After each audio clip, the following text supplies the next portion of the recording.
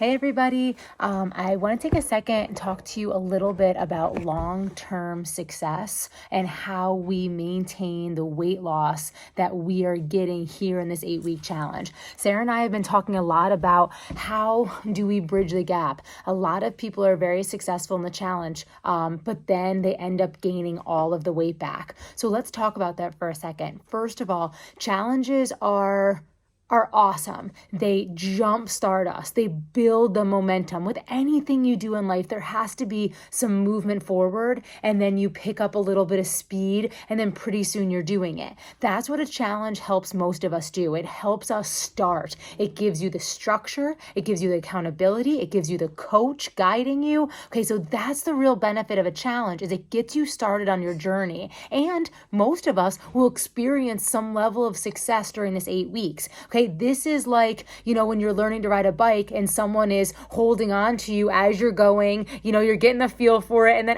you're on your own, yay. But unfortunately for many of us, myself included, when the parent lets go of you on the tricycle, you're like, this is cool. And then you crash into the ditch, right?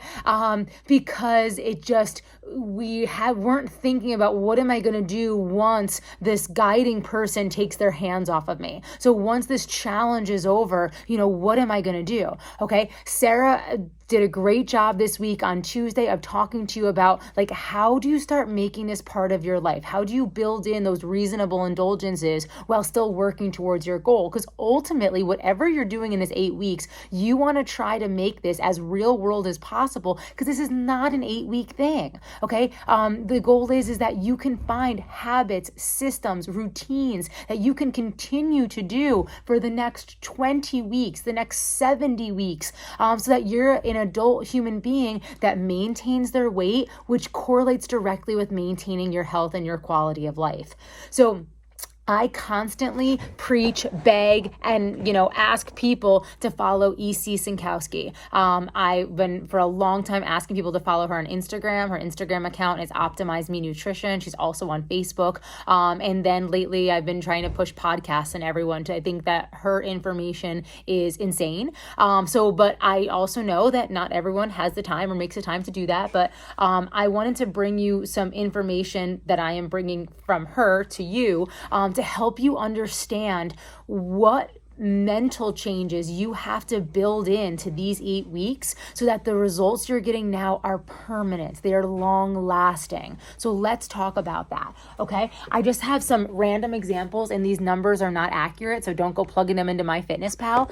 Okay. So I'm taking the example of someone that weighs 200 pounds and their goal is to weigh 160 pounds. Okay. So that's their goal. That's their journey. Well, they are currently weighing 200 pounds. In order for that person to maintain 200 pounds of body weight, that is, I guess I'm just making this up, 2,500 calories a day. That's what they average every day. Some days higher, some days lower, but it averages out to 2,500 calories. And that makes them stay steady at 200-pound body weight. So if they say, I want to be less than 200 pounds body weight, they have to cut their caloric intake. They have to eat less. Okay. So they start that. They make some gradual changes. They eliminate the cream in their coffee. Maybe they stop drinking on Friday night. They make a few changes. Well, that's awesome. So it averages out to no longer are they eating 2,500 calories a day. They're down to 2,200 calories a day. And that brings them down to 190. But guess what? People will say, I hit a plateau. I don't understand. I was losing this weight and now I'm not anymore. That's correct, because the changes that you made is now this, and this equals a maintained body weight of 190 pounds. So that's fantastic. Continue to do those things. Don't go back to what you were doing, and you'll be able to maintain that 190 pounds. But if you're not satisfied there, you want to lose more weight, you've got to apply more pressure. You have to make more changes. So now that person used to go to breakfast on Sunday mornings, and they would get French toast, and they would get, Bailey's in their coffee. Well, now they have to change change their Sunday morning routine. Not only no more cream in the coffee, no more drinks on Friday night, but now their Sunday morning breakfast looks different. Okay, maybe in addition to that, they're going to build in a walk. They're walking 5 days a week. Well, now that's great. Now they're averaging 2,000 calories a day. And guess what? At 2,000 calories a day, their body is going to sit comfortably at 180 pounds. This is fantastic. They have managed to bring their body weight down 20 pounds, but now look at their daily habits are different. They have now changed more things in order to reach that goal. If at any point that person says, F it, I want my Friday night drinks, I want the cream in my coffee, and I just miss French toast on Sundays, well, if they go back to that, they'll be going back to this, which will put their body weight back here. And that's what happens after a challenge, is people say, well, I miss doing those things. They go right back to doing what they were doing, and their body goes right back to where it was. Okay? So the more weight you lose, the less calories your body needs to function. Therefore, you have to maintain that new caloric daily need in order to maintain that body weight. Okay? If the person was at 180 and they're like, I still want to get to that 160, in order to get down another 10 pounds, they've got to trim down to 1,900 calories a day. That now means that they are making more changes, applying more pressure. It's like, well, I thought I was eating healthy, but now I've got to calculate my macros. Where am I going wrong? Where can I add in more protein? Where can I cut more fat? And that's what gets you down. You always want to think, what is maintainable? Okay, for this individual, they might get to 160, but that might mean for them that they are making significant changes in their diet. They are eating so clean, they cannot have any reasonable indulgences. And they might decide, you know what? I've been here at 160 and it's a little too all-consuming for me. They might find that sitting right here at that 170, that extra 200 calories a day, that gives them enough that they can every now and then, a couple times a month, they can enjoy a breakfast out. But other than that, there's still no cream in their coffee. There's no drinks on Friday night. Their meals are prepped. They're logged. They're accounted for. But this is what you have to understand. If at any point that you're in one of these and you decide to go back to your old habits, that's your right. You have that right.